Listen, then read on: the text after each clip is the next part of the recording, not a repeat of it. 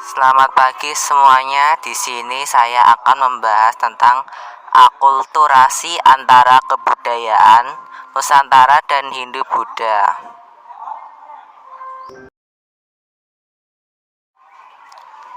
Materi ini disusun oleh kelompok 3, diantaranya ialah Aprodita Piyamarahani, yang kedua Brihan Suniraha, yang ketiga ada Melinda Indri Cintiasari, keempat Muhammad Mahardika Arya Putra, yang kelima ada Muhammad Akib Najia, dan yang terakhir ada Yuliana Puji.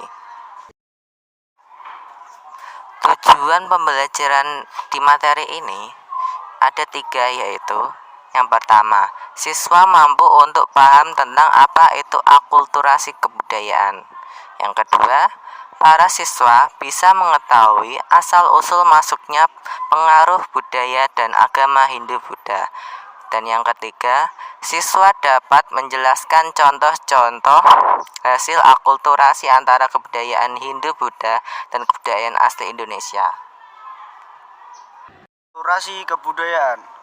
Akulturasi kebudayaan adalah suatu proses pencampuran antara unsur-unsur kebudayaan yang satu dan kebudayaan yang lain sehingga membentuk kebudayaan baru. Kebudayaan baru hasil percampuran tersebut tidak kehilangan kepribadian atau ciri khasnya.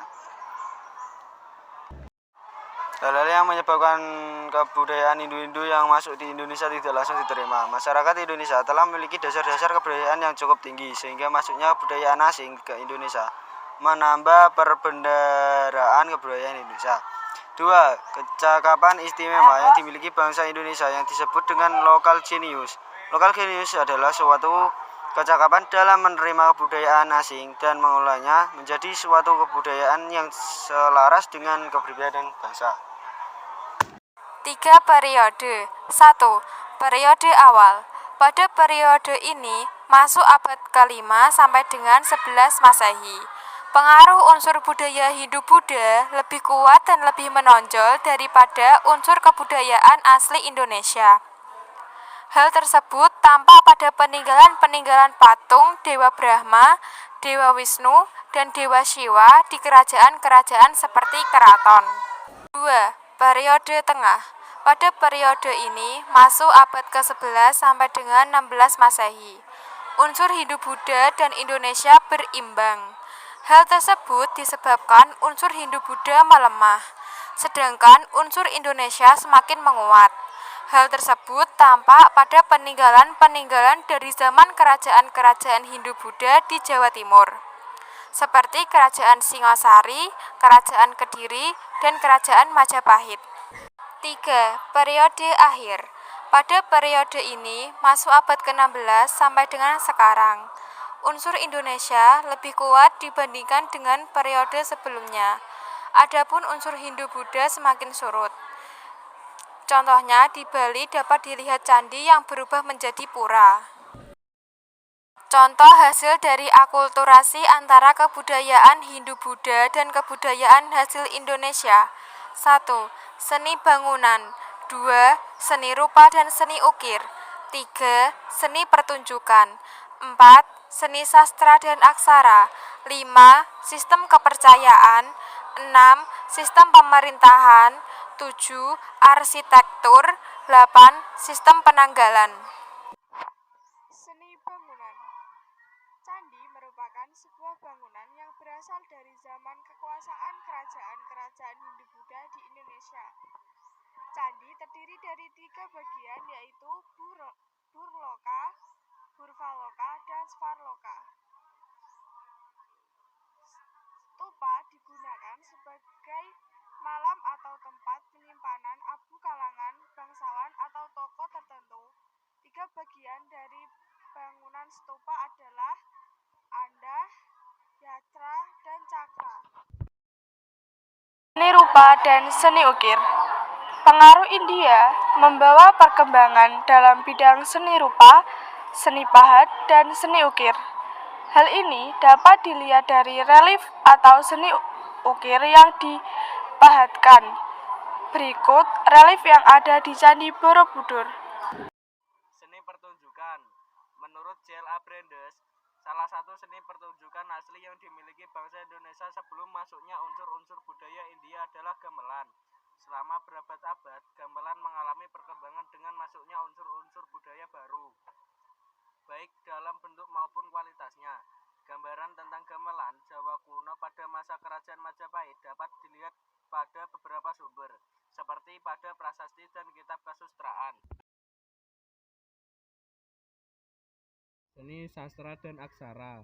Dengan didukung penggunaan huruf Pallawa, seni sastra berkembang cepat. Misalnya dalam karya sastra Jawa kuno.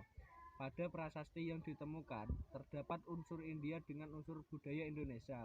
Misalnya ada prasasti dengan huruf Nagari India dan huruf Bali kuno Indonesia. Di Indonesia, prasasti dapat dikelompokkan sesuai bahasanya, yaitu sebagai berikut. A. Prasasti dalam bahasa Sanskerta. B. Prasasti yang menggunakan bahasa Jawa kuno. C. Prasasti dalam bahasa Melayu kuno. D. Prasasti dalam bahasa Bali kuno. Sistem kepercayaan. Masyarakat di Kepulauan Indonesia sejak zaman prakarsa telah mengenal simbol-simbol yang bermakna filosofi. Misalnya, kalau ada yang meninggal di dalam kuburannya disertakan juga dengan benda-benda sebagai bekal kubur. Hal tersebut jelas merupakan perpaduan antara fungsi candi di India dan tradisi pemakaman, serta pemujaan roh nenek moyang di Indonesia. Bentuk bangunan lingga dan yoni merupakan tempat pemujaan terutama untuk orang-orang Hindu penganut Siwaisme. Secara filosofis, lingga dan yoni adalah lambang kesuburan dan lambang kemakmuran. Sistem pemerintahan. Sistem pemerintahan yang dianut di Indonesia adalah sistem pemerintahan desa yang dipimpin oleh seorang kepala suku dan dipilih berdasarkan kekuatan dan kelebihannya. Namun, waktu budaya Hindu masuk ke Indonesia, muncullah konsep Dewa Raja yang diyakini sebagai titisan Dewa Siwa dan Wisnu. Oleh karena itu, seorang raja memiliki kekuatan gaib. Raja juga disembah dan kalau sudah meninggal rohnya dipuja.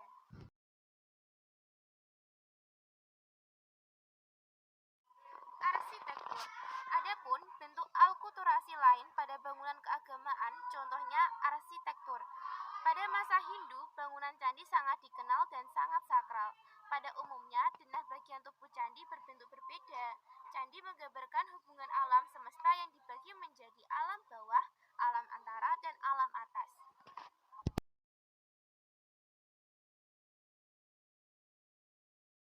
Sistem penanggalan. Di Indonesia menggunakan kalender Saka yang dimodifikasi dengan unsur penanggalan lokal atau seperti Candra yang berbentuk lambang dengan fungsi sebagai memperingati macam-macam peristiwa.